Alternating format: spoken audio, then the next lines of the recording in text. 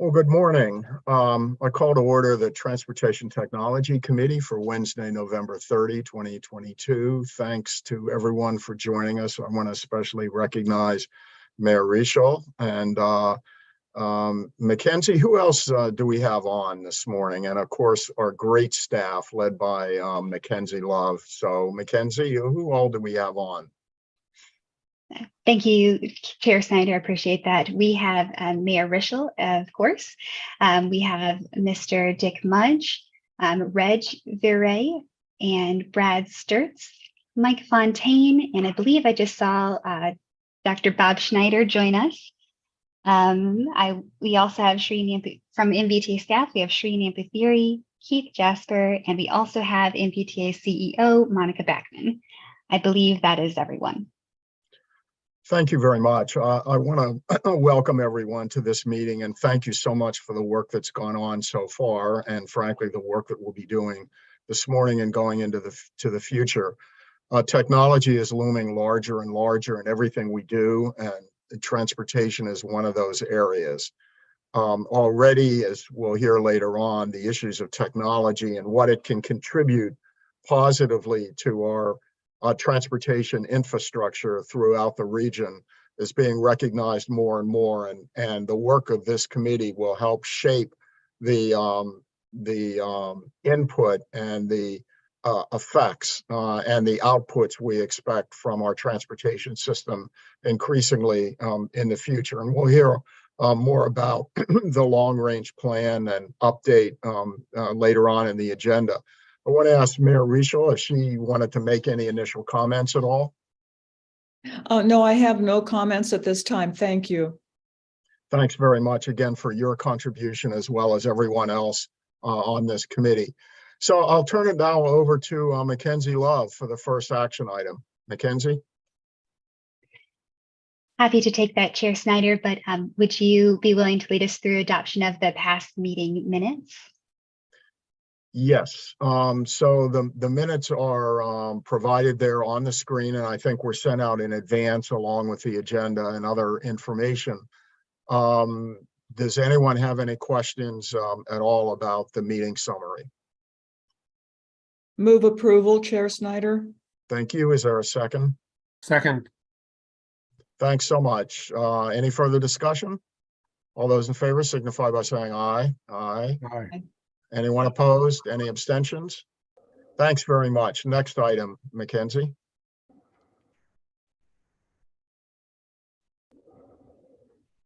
Thank you, Chair Snyder. I appreciate that. And good morning, everyone. My name is Mackenzie Love, and I am the MBTA staff lead for the Transportation Technology Committee, or the TTC. And it's a pleasure to be with you this morning. The TTC was established for several reasons to include advising on multimodal transportation technologies and related transportation trends that support or endanger the vision of the authority as stated in its current 5-year strategic plan, to develop an evidence-based body of knowledge that will educate and inform its regional policymakers on multimodal transportation technologies and related trends, and more.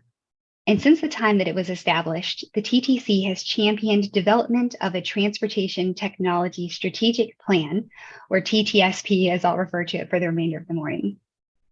The inaugural 8 strategies and action plan that were associated with that were adopted by the authority in May of 2021, and the first significant updates were approved by the authority just earlier this month. This means that the primary focus of the TTC's work is now transitioning from development of that plan to guiding its implementation and ongoing updates like the one that just took place or is underway now. Due to this shift, the staff have been working through refresh of the TTC membership, which has involved direct outreach to individual members to gain input about how they would like to continue their participation in support of the committee. Some of our members have stepped down due to very understandable reasons. For example, our Kathy McGee was promoted to Chief Deputy Commissioner of VDOT, and she has just a few extra things on her plate that are demanding her attention. But I am pleased to announce that these changes have also led to the invitation to new members to join the committee. And we have a few of those individuals with us today. who will be able to contribute new things to this exciting new phase of work for the TTC. In the next few slides, I'll provide a brief introduction to each of them. The first is Brad Sertz, who I believe is online today. He is the Director of Government Affairs for Audi and the co-founder and chairman of PAVE, which stands for Partners for Automated Vehicle Education. Audi has partnered with the Commonwealth on several projects, including those related to traffic signal connectivity technologies and V2X deployments, which have to do with automation and autonomy for vehicles moving through this public sphere. The second new member is Chris Bass, who is the Director of Electric Vehicle or EV Infrastructure Investments for the Electrification Coalition. He was formerly the Chief Deputy Director of the Virginia Department of Environmental Quality, and I mention his past title because it was in that capacity that he served as a speaker for the 6th Annual Northern Virginia Transportation Roundtable, which is an annual event of NVTA. And so we're looking forward to having the opportunity to work with him again now. The third new member is Mike Fontaine, who is recommended by Kathy McGee as a new TTC member due to his unique expertise and insights as the Associate Director of the Virginia Transportation Research Council. I'll also note that he's involved in the leadership of RM3P, which NVTA is a co-sponsor, and that stands for Regional Multimodal Mobility Program.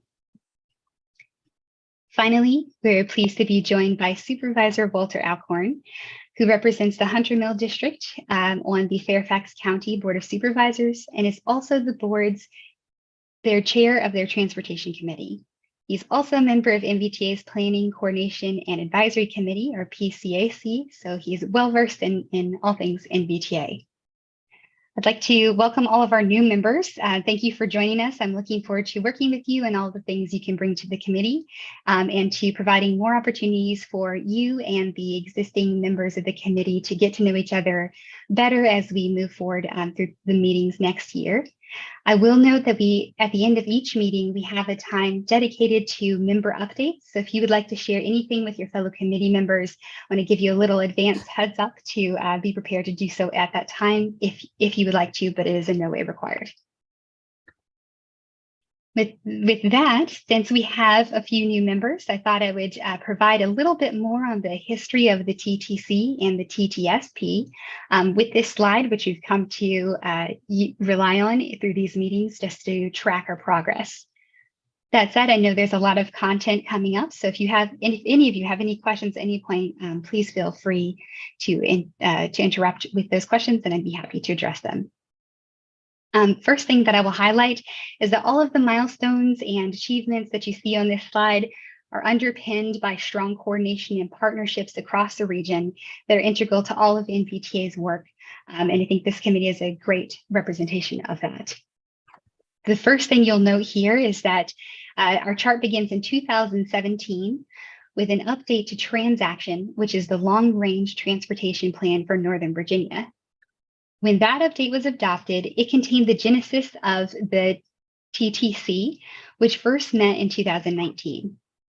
In 2020, they were first presented with draft content for the TTSP, which they reviewed and guided development of through 2020 and 2021.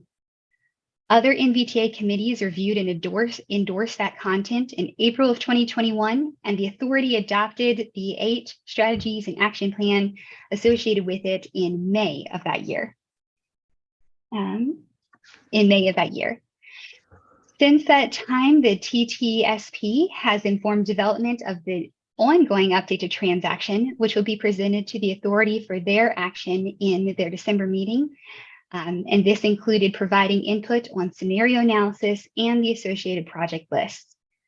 Keith Jasper, NVTA's principal transportation planning and programming, will speak a little bit more about this later, about the Transaction update.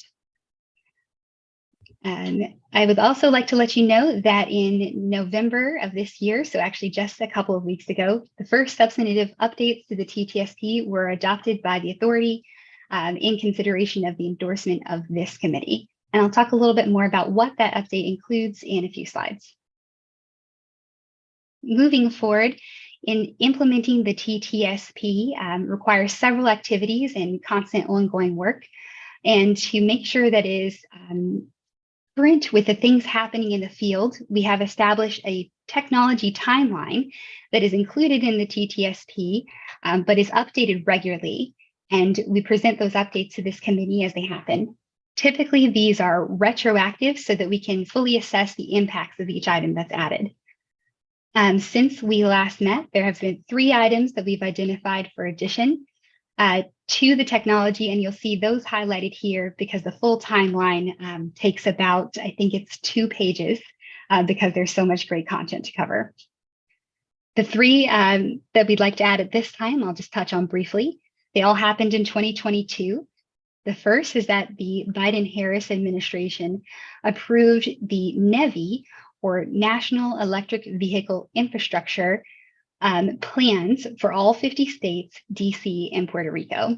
And these, the goal of that program is to provide funding to states to strategically deploy electric vehicle charging infrastructure in a connected network.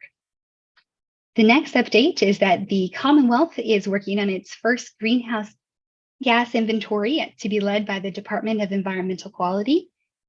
And the third is that Governor Youngkin released an update to the Virginia Energy Plan earlier, just a couple of months ago. There will be additional information about these added in the upcoming updates to the TTSP. Other topics to watch, but that don't have a specific timeline associated with them yet, are the ongoing developments around advanced air mobility, or AAM, which are taking place in the Commonwealth, and we will continue to monitor those and report back to the TTC if there's anything that is relevant or significant to your work or to the TTSP. As I mentioned, the work around the TTSP's implementation is multifaceted, and it also includes roles for MVTA in regards to outreach and education. One way that has been manifested is through direction from you, the TTC, who advise staff to find ways to improve coordination with operations, individuals and teams in the region to hopefully advance technology projects by fostering increased coordination. To this end, I have begun informal conversations with VDOT's Operations Engineering Manager, and I will be attending quarterly signal manager meetings beginning in early 2023. We will report back the outcomes of that coordination and make sure to provide NVT updates through that source as well, and report back any information that is shared with us also to this committee. Another example of that outreach efforts was that NVTA staff participated in an FHWA listening session in September of 2022. And the objective of that listening session was to seek input from practitioners that could be useful in developing a framework for effectively integrating emerging trends and technologies, or ETT, into transportation systems management and operations, or TISMO, all of the acronyms and technologies. Other participants that were invited to participate in that session included state DOTs, transit agencies, and other FHWA entities such as state and division offices, other transportation authorities, mayor's offices, and cities from across the country, which all had a track record for planning or implementing innovative transportation solutions. Lessons learned through NVTA's co-sponsorship of RM3P and development of the TTSP were well received by attendees and FHWA staff. And these included, but were not limited to, utilizing a goal-oriented approach that does not focus on specific technologies, but instead on how a given technology could further establish needs. Additionally, input shared by others during that session validated the content and the approaches used in NVTA's ongoing efforts to proactively prepare for innovation. It was a very fruitful and exciting discussion earlier this year. One other example of outreach and education that's been taking place since this committee last met is a series of innovation-themed lunch and learns. These were conducted by NVTA staff and designed to provide opportunities for exchange of pragmatic information that practitioners in the region could use in their day-to-day responsibilities or upcoming proposals. We also focused the content of these sessions on technology supported by the TTSP and that were feasible for deployment either immediately or in the next 1 to 5 years, to really, again, go with the guidance of this committee to look for ways to advance innovation work in the region. We've now hosted 2 of these lunch and learns, which are approximately 45 minutes long and take place fully virtually. The first of which focused on lessons learned from the Relay Shuttle, which is a connected and automated shuttle project in Merrifield. The second focused on lessons learned in preparing for the launch of microtransit by OmniRide. And we will have one more session this year that will explore best practices for mobility hubs, which has been a topic of interest in the region. This was a trial run of these 3 sessions, the one that is still forthcoming, are part of a trial run of the Lunch and Learn concept. And we want to make sure that the concept is valuable to the folks who are attending and to the region.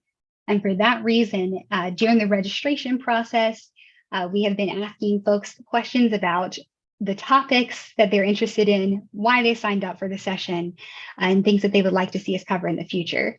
And we've also been tracking attendance.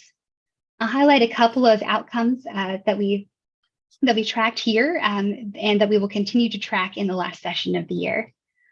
First is that we have had participation from the jurisdictions, which is great, but perhaps we could do a bit more targeted outreach to raise that a little bit higher. And we are working on incorporating operations staff as well as planning staff in that outreach. The second is that the vast majority of attendees said that they chose to register for the event because they were interested in the subject matter. This lets us know that the content was appropriate for the audience and that it is interesting to them, which is the purpose of the Lunch and Learns. So we will continue to track these and other metrics in the last session, and we'll report back the outcomes to this committee in our next meeting. And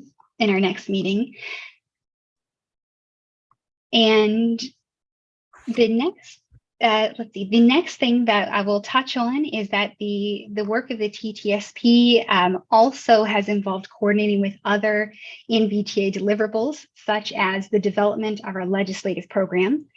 The TTSP was referenced in the 2022 legislative program for the first time, and it will continue to be included in the program for 2023 if it is approved by the authority. The current draft program includes support use of effective transportation technology as one of 4 priority areas, and it is anticipated that the authority will take action on this draft legislative program in the December meeting, which will take place next week. Finally, that brings us to the updates of the TTSP itself, which I'm again happy to report were approved by the authority in their last meeting. And these included 3 updates, which you can see an overview of on your screen. The first was an expansion of existing strategy number 4, which originally focused on minimizing zero occupancy passenger vehicles, and will now also address ways to maximize potential benefits of connected and automated vehicles. The title of that strategy was also updated to enhance operations of the multimodal transportation system through connectivity and automation.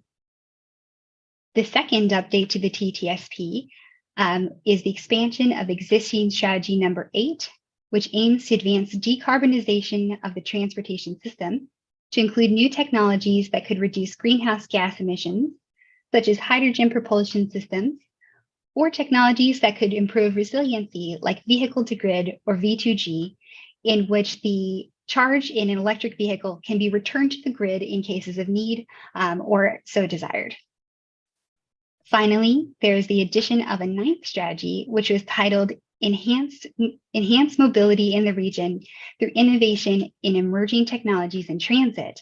And topics that could be covered here include things like bus rapid transit, microtransit, transit signal priority, and other associated technologies.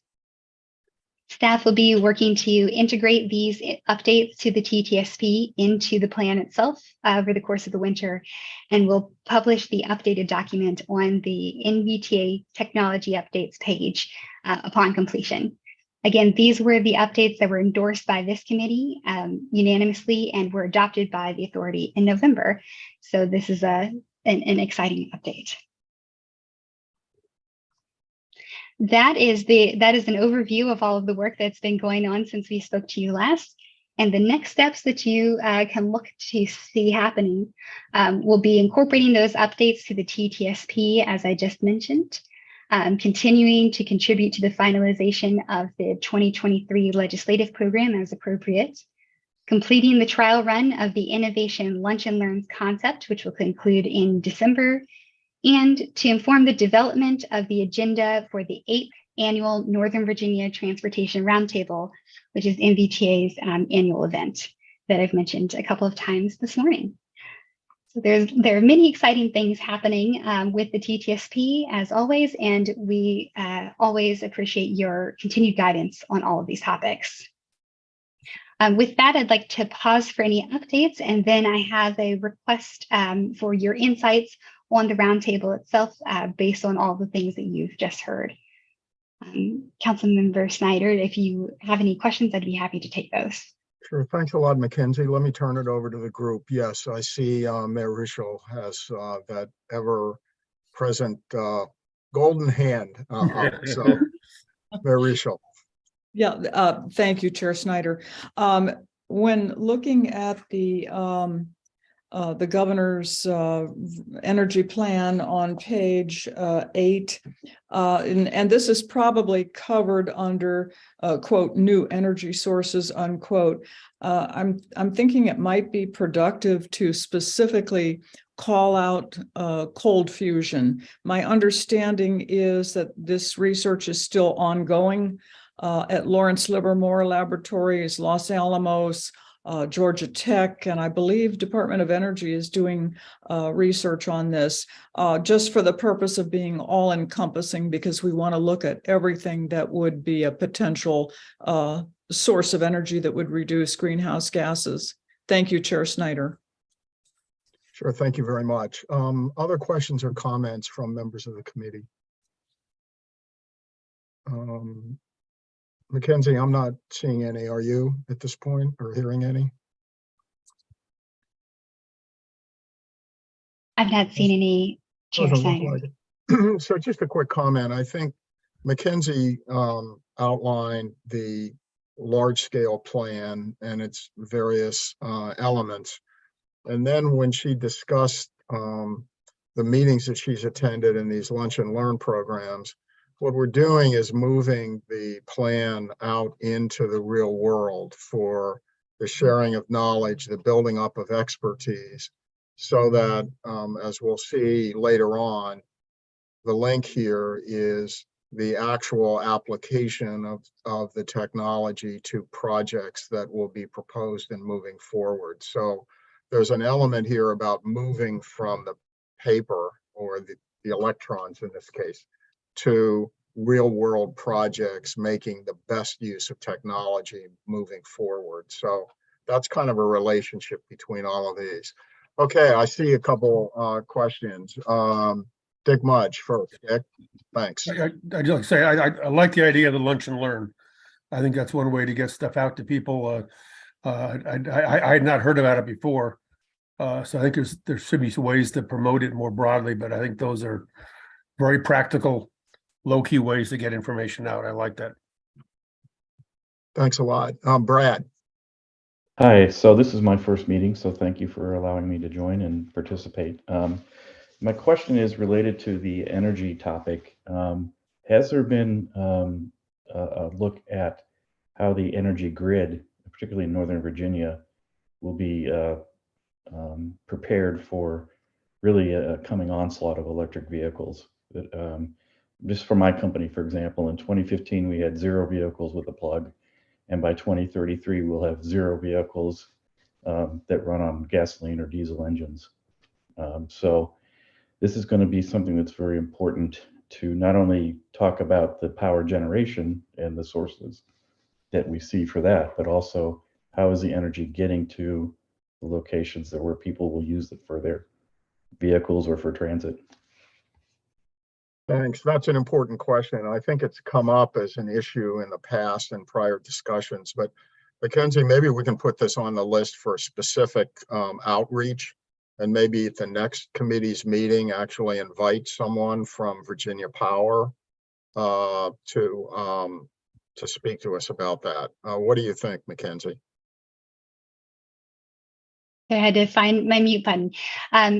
Chair Snyder, yes, we have definitely touched on this in the past, and it's something that's briefly touched on in the plan currently, but we could, put some more thought around that. Absolutely. I will also note that in other contexts, conversations about innovations in the Commonwealth, this has come up as well. For example, at the most recent conference of the Intelligent Transportation Society of Virginia, or ITSVA, there was a speaker from, say, Dominion Power who provided some thoughts on electrification charging locations, primarily for transit, but also touched a little bit on other applications like fleet charging. So this is definitely a topic of interest across the region. Okay, great. So maybe we can, again, maybe invite a speaker from the power sector to visit with us at the next meeting and provide input to you in the meantime about how we can best, approach the topic and provide, hopefully, the certainty that folks need, or if there's something that needs to be done, we can be advocates for that. So thanks very much. Thanks for raising that, Brad. Much appreciated.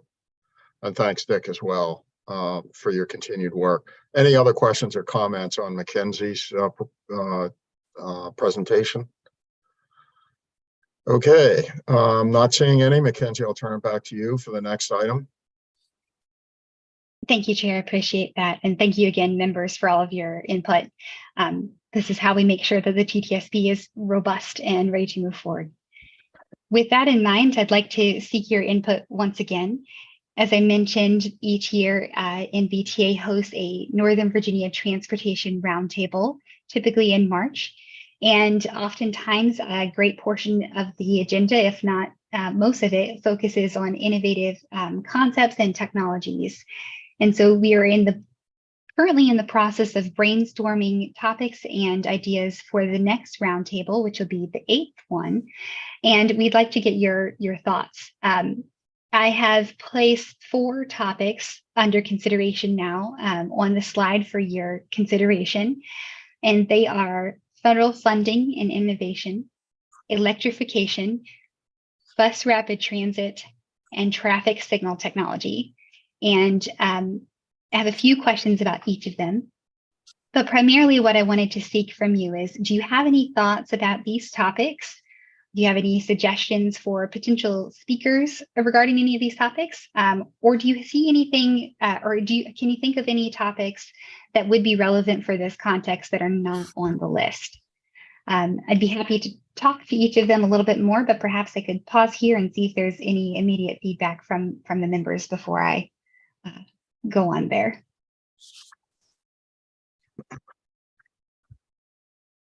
Good. Yes, Brad. So I'm sorry, I do have a couple of thoughts here regarding under the electrification. Should we address hydrogen? I think it's something that you should have on your list of things to monitor, but I think it's so far behind on the electrification rollout in general that it probably isn't something that you should hold everything up for. Even California wrestles with what role hydrogen is truly going to play in the future. So that's just an observation from our perspective, anyway.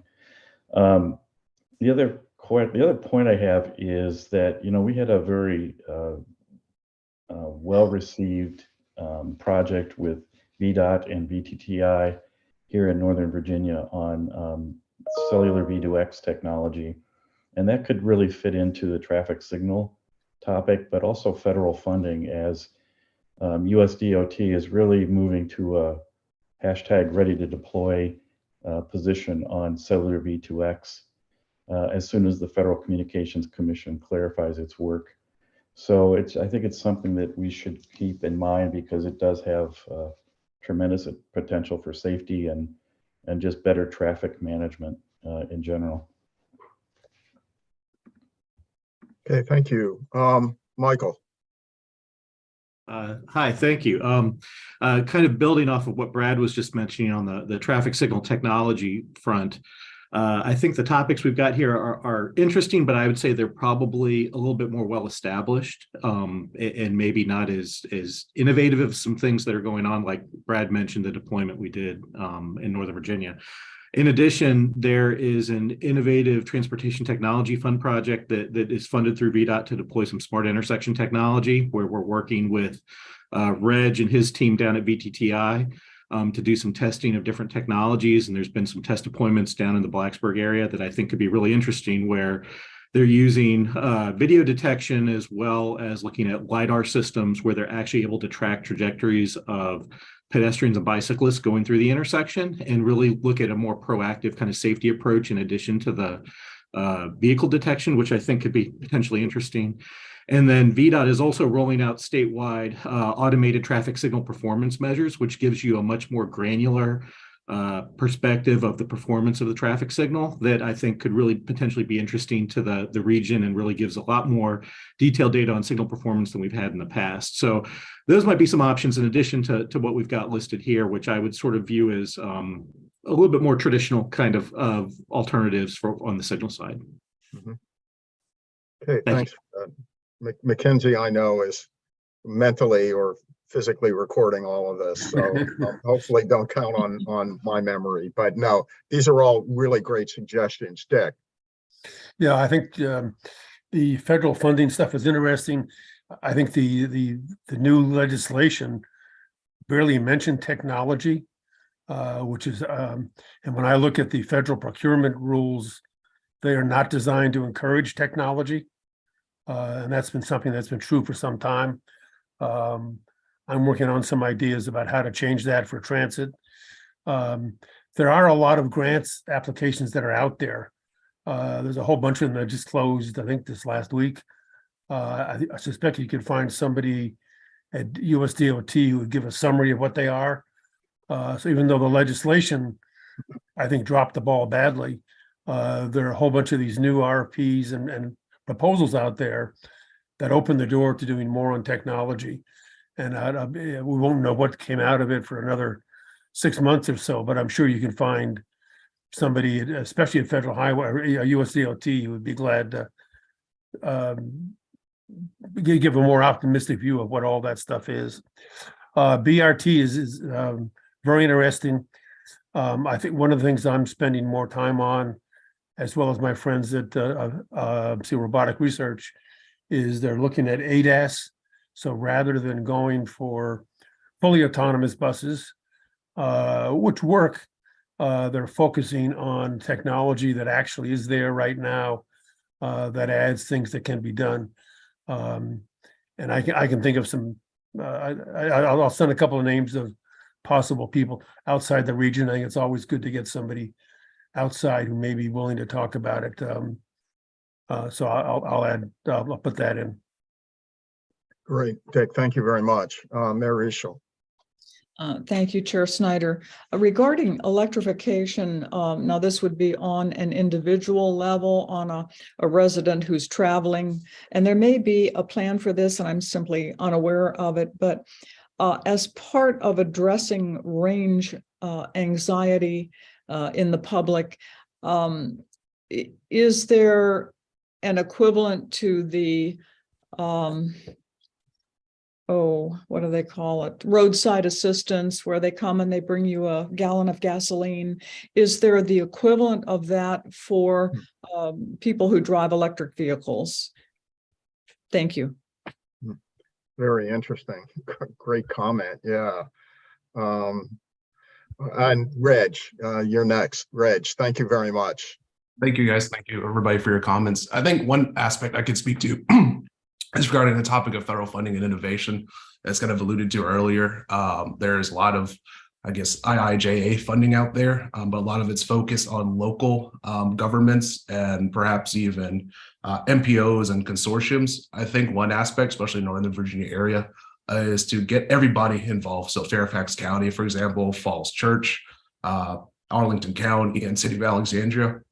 If we get everyone coming together and potentially you leverage that to go after some of these fundings, I think that would provide a pretty strong case in our aspects, and maybe even leveraging some of the work that Mike mentioned as well too, with some of the smart intersections. One aspect that we noticed, according to the VDOT Pedestrian Safety Action Plan, is there are a lot of intersections in Northern Virginia region, especially in urban dense locations, that could potentially be used some of these grants to address some of those problems there. So it'd be great if you could take a whole region approach, and maybe NVTA as that platform to facilitate some of that conversation. I think that'd be a great point to add.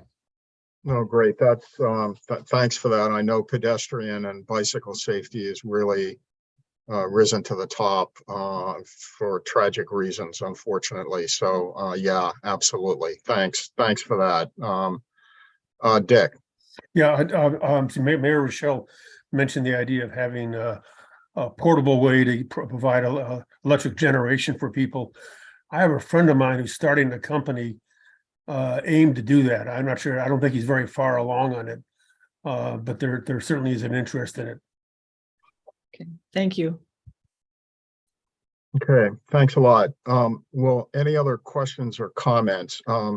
Mackenzie, I think you've gotten some great ideas. And so what do you think of the next steps for this, for your planning for the conference?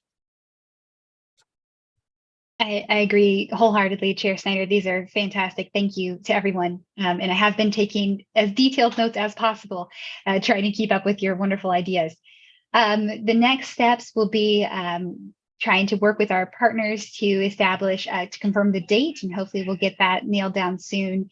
And then once I have that in place, and perhaps simultaneously, we can start outreach to speakers. So if any of you, I know Dr. Mudge, you mentioned some speaker ideas you have, but if anyone thinks of a person in particular or a group even, please send me an email or reach out to me at any point, and I will be working on that in the immediate future. And then we will make an announcement to the authority of the date and begin outreach for the event from there. Great, thank you. Thanks a lot. Okay, Mackenzie. Okay. Looks like the next item is the transaction update. So, Mackenzie, do you want to pass it off to Keith then, or?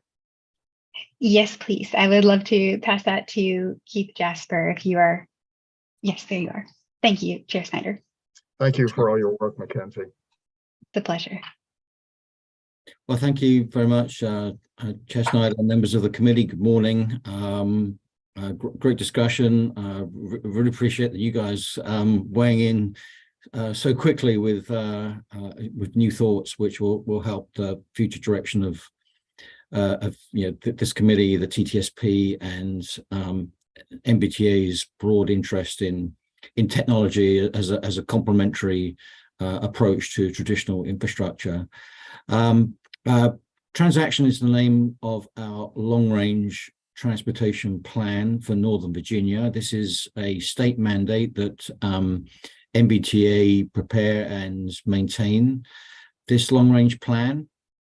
Our traditional practice is that we update transaction every 5 years. And next month, hopefully, will be that point in the 5-year process where MBTA adopts a new plan. The previous plan was adopted in October of 2017. So we're very excited with this prospect. I've got just a few slides here to go over. Mackenzie, if you could advance. Thanks. So just a few really top line kind of introductory points. I will not go into great detail at this stage, but happy to answer any detailed questions. But it's transaction is a long-range multimodal plan. Very important emphasis on multimodal. Northern Virginia traditionally recognized for its traffic congestion issues, but MBTA's approach and track record clearly demonstrate that the solutions are multimodal in nature, not a single mode. So the plan looks out to 2045 and currently has an associated project list with 424 projects in it, with an estimated cost of 75 billion with a B, dollars going with those 424 projects.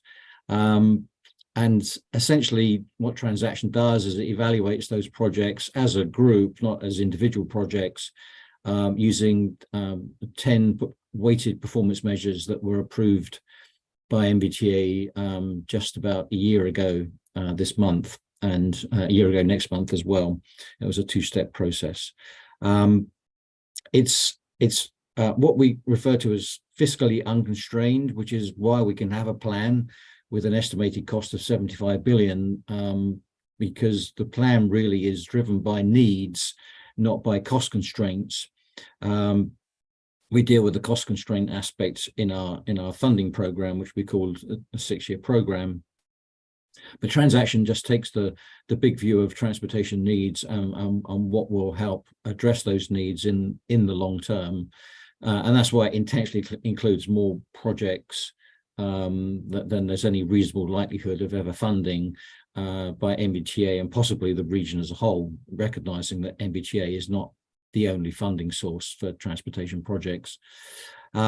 It's also, as well as fiscally unconstrained, it's geographically unconstrained, which means it looks beyond Northern Virginia at projects outside of the region that might potentially benefit Northern Virginian citizens or businesses in helping people move around the greater DC region.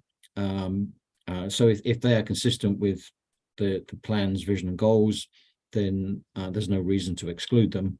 And there are a number of such projects. And I mentioned earlier basically the state mandate that MBTA prepares this plan. State legislation doesn't dictate in any great detail how we go about the development of the plan, but what it does say we are compliant with, which is obviously is the major legislative framework that we have to take into account when developing Transaction. Next slide, please. So those previous bullets were what Transaction is, and sometimes it helps to also say what it is not. It is not, first and foremost, a land use plan. We absolutely recognize the relationship between transportation and land use, and between land use and transportation. It is a bidirectional linkage, and we do take account of land use to the extent that MWCOG's cooperative planning forecasts recognize what land use changes are expected to occur over that horizon period to 2045, and we take account of those in the plan. Some have said MBTA and Transaction is a road building plan. It is not. It is a multimodal transportation plan, as evidenced by the fact that the mode of projects with the largest amount of that 75 billion associated with it is actually transit, with 44 billion of the estimated cost being associated with transit projects. It's also not a funding document, and that's to say it does not commit MBTA to fund any of the projects that are in Transaction, even if MBTA did have unlimited resources, which it does not.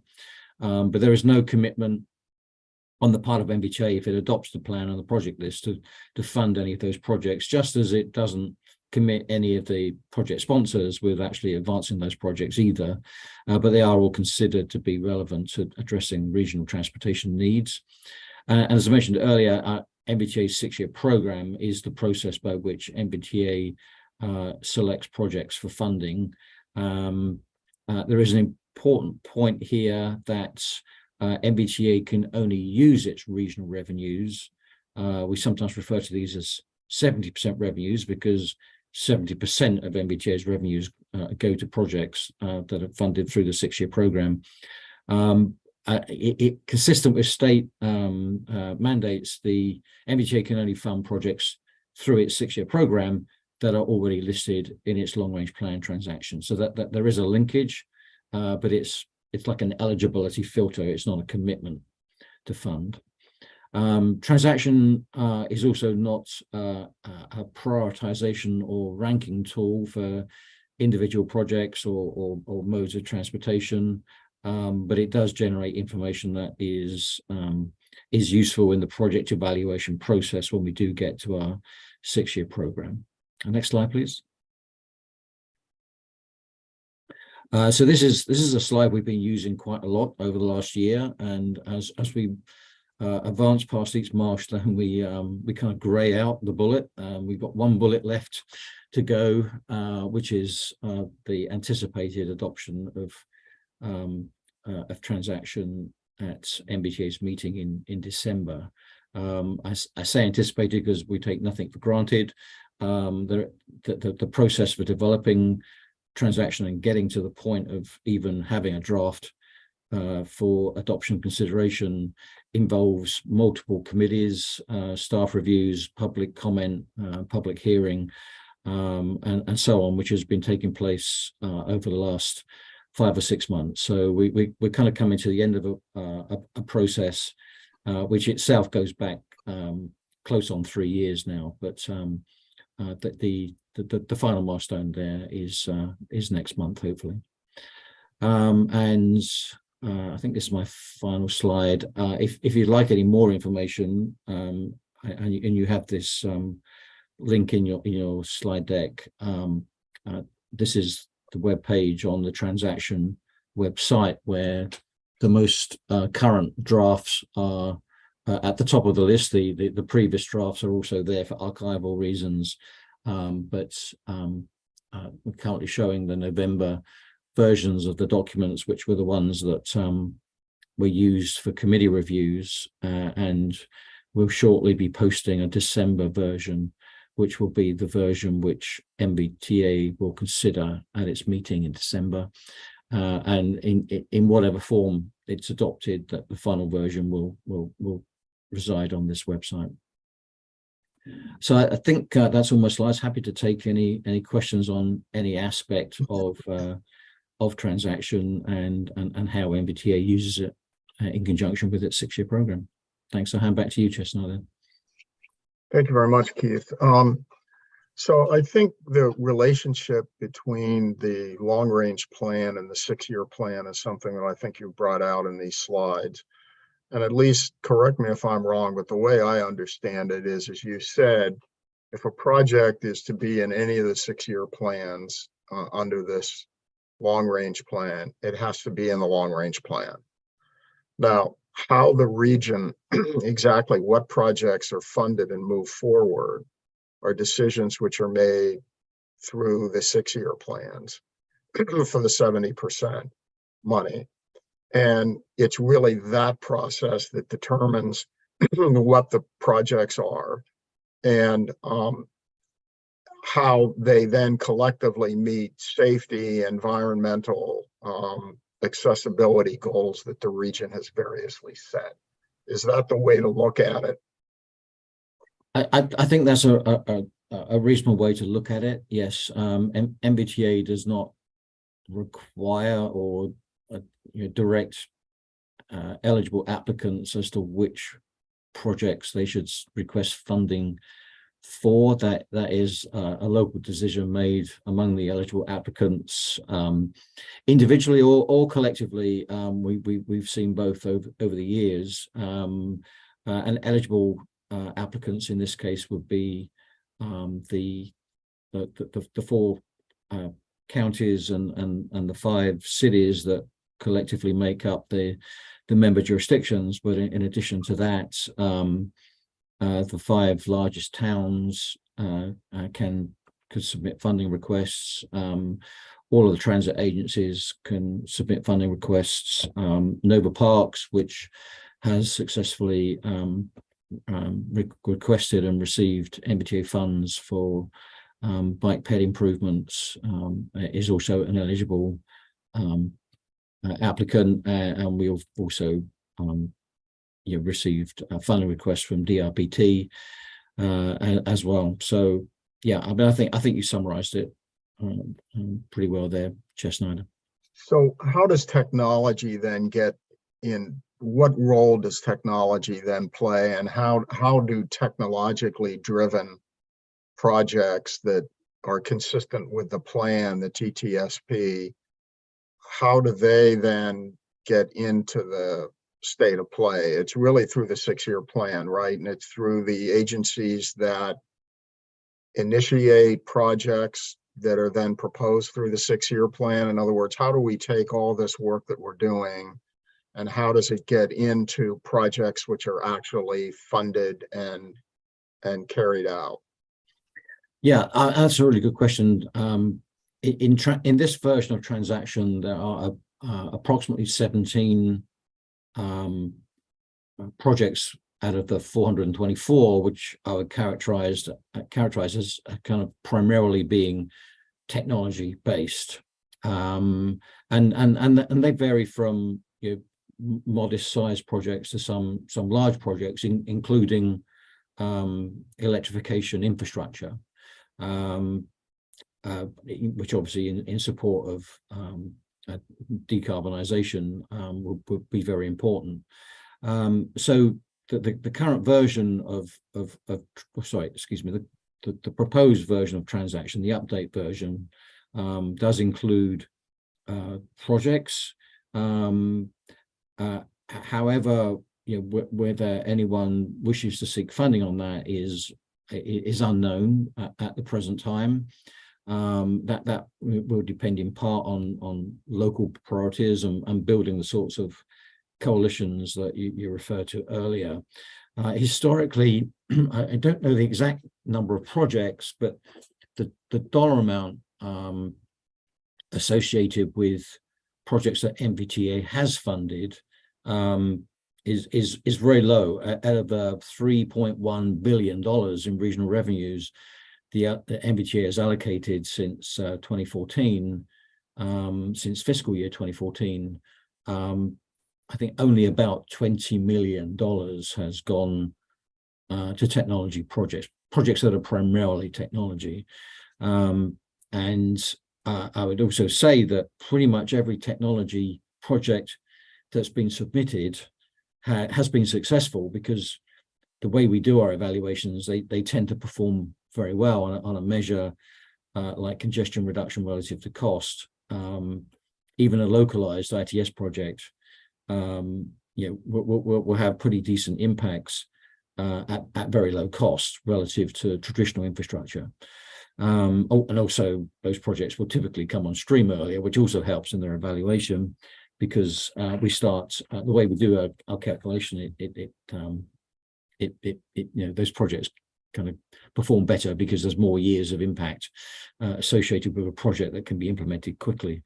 The sorts of projects that we have funded have been more traditional ITS, Intelligent Transportation System projects, transit signal priority, and most of the projects until this most recent cycle, in fact all of the projects until this most recent cycle, were from either Arlington or Alexandria. In the most recent cycle, we received a funding request for an ITS project on Route 7 from Loudoun County, and that was successful.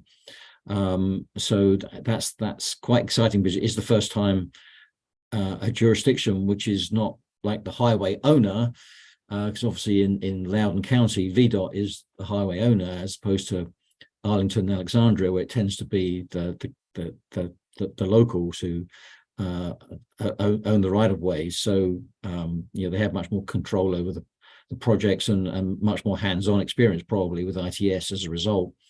So the Loudoun project is an interesting and exciting development in getting towards how the greatest geographic footprint of the region, which is Fairfax, Loudoun, and Prince William counties, where essentially VDOT is the highway owner. So getting an ITS project in Loudoun County is actually quite an important milestone. It's a small project relative, speaking, but it's an important kind of institutional milestone that it's being advanced. And I think going forward, things like EV infrastructure, really leading edge projects like the Regional Multimodal Mobility Program, which is so technology focused. I think we have a catchphrase that something along the lines of, data is the new oil or something like that. Because that's what technology is all about, is using data and manipulating data to kind of be much smarter about the way we do things. So I think the ball is really in the court of the potential applicants, and I think that some of the work that Mackenzie outlined earlier are some of the initial steps that this committee has helped to stimulate staff action on our part to actually begin the process of exploring interest, providing information.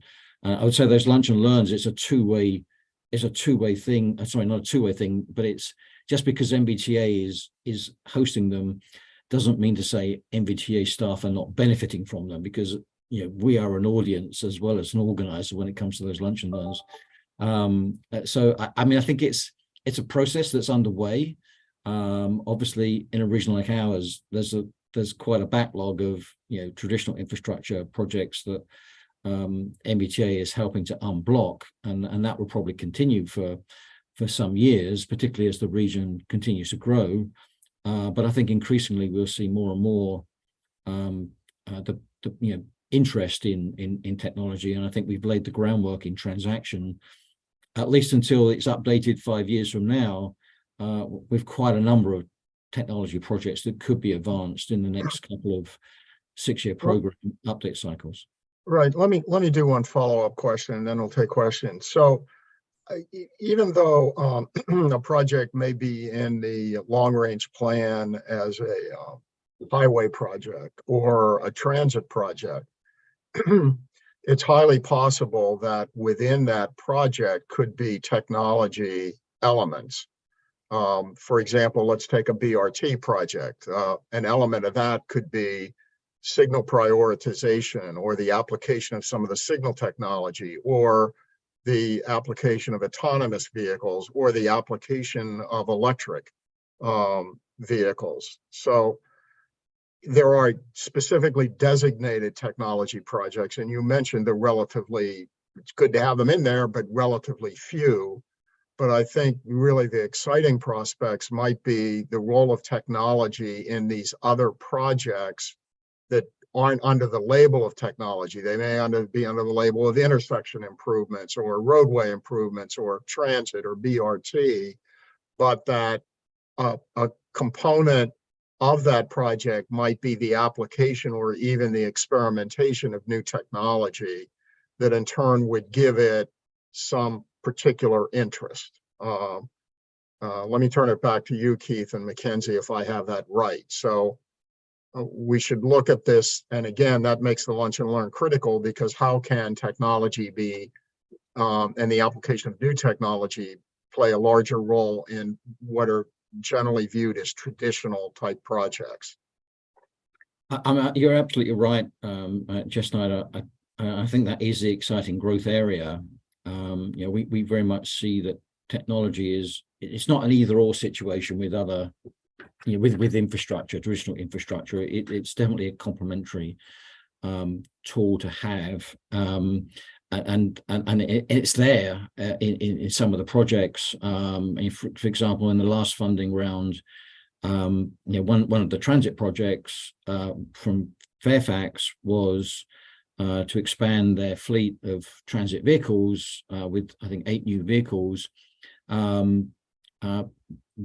which is quite in MBTA's wheelhouse. But those vehicles are all going to be electric. So the primary mode there is transit, but they are also technology projects as well. So I think a number of other transit projects that we've either funded electric transit buses, or we have funded electric vehicle infrastructure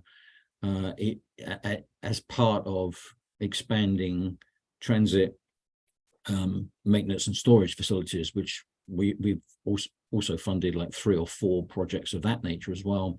So, you know, that kind of building in the EV capability for their buses, not just the buses, but the actual facilities where they would be charged. So yeah, I mean, I think MBTA can do that. BRT is a particular focus right now in transaction, and there's no doubt that you know, to be top of the range BRT, there has to be technology, be that a fare payment, be that signal priority, be that traveler information, operations dispatch, and so I mean technology works its way into all of those things, and then there's the electrification side of things as well. So I would see increasingly with projects of that nature an integration between traditional and infrastructure, including rolling stock and technology.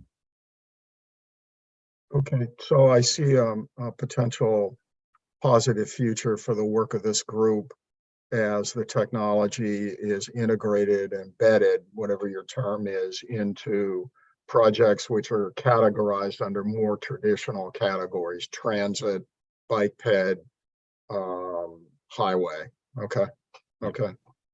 Both a challenge and opportunity for all of us, I think, to figure out how to inject interesting and potentially effective technology into some of these projects. Good, thanks. The integration of these various things is something that I think is important, and maybe we ought to spend just a minute at some point in a future NVTA meeting to have this kind of discussion with the larger membership. Thank you. Any other questions or comments at this point? Okay, not seeing any hands raised or hearing any questions. Mackenzie, back to you. And Keith, thank you very much for your work. Thank you. Great, thank you, Chair Snyder. Let me put the agenda back up. Bear with me for one moment there. And I believe the next item is the NVTA update. Yes.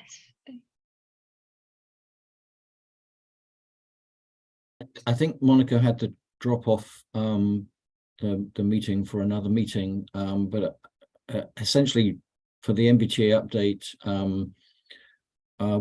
we've mostly already covered it. I think the 2 key items of relevance to this committee will be the approval of NVTA's legislative program for 2023, which includes a technology component, which is, I would say, 100% driven by the work of this committee and the TTSP on you know the topic of electrification and technology in general. And the other key item is the transaction adoption, and once transaction is adopted, then that automatically retires the current version, the October 2017 version. And when we do our next call for regional transportation projects, which is currently anticipated for May 1 of next year, 2023, the 424 projects in the transaction update that is due for review and adoption in December, those 424 projects will become the eligible projects for the next couple of 6-year program updates, which we do on a biennial basis until we update transaction again in 5 years or so. I think that's it for the NVTA update. Okay.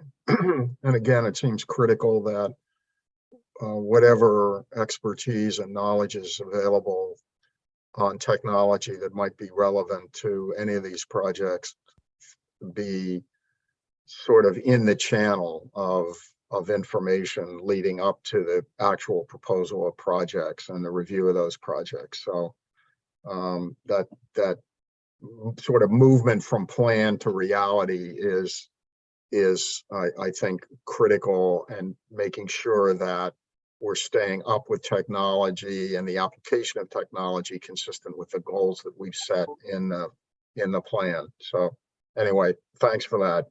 The relationship between these things is sometimes not entirely clear. So I think this conversation helps certainly clarify that, and maybe something that we ought to speak a bit more at general NVTA meetings. Thanks much. Any questions on that? So let's turn now to member updates. Does anyone have anything that they'd like to share with us? And this isn't the only opportunity. Please feel free to use email, carrier pigeons, smoke signals, although don't mix up the smoke signals with the carrier pigeons. That could not go well.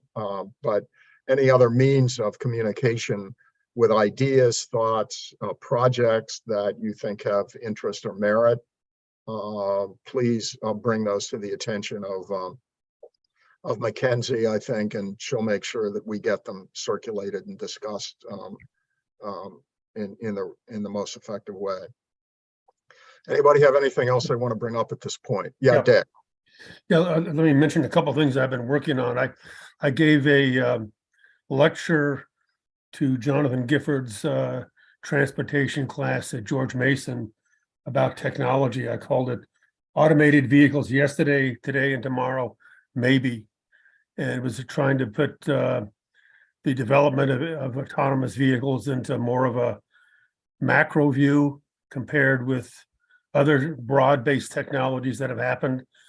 And on that basis, it's not that slow. And I then went through and described all the current things that are going on right now to give them a sense that it's not, even though there's no autonomous vehicle in front of your house, doesn't mean that something's not happening. The other stuff I'm working, as you know, I work with a firm called Robotic Research. They have built on autonomous bus. It's interesting what their focus now is on what's called ADAS, rather than trying to build more fully autonomous buses. They're going after things where the technology is a little easier. That gets into lane tracking, platooning, collision avoidance type stuff. And they think that's more cost effective and easier to do. So they're working on have more of a focus on that. I was co-author of a study a few years ago about automated BRT. We're going to redo that, looking at more of a focus on ADAS. So it's an attempt to make this stuff more cost effective. I have to admit, I'm a little disappointed. Transaction didn't even mention automated BRT because that may not be something you want to do today, but certainly in a few years it would be. So, but that's my personal view. The other thing I'm working on is, if I look at the federal procurement, it's not friendly towards technology.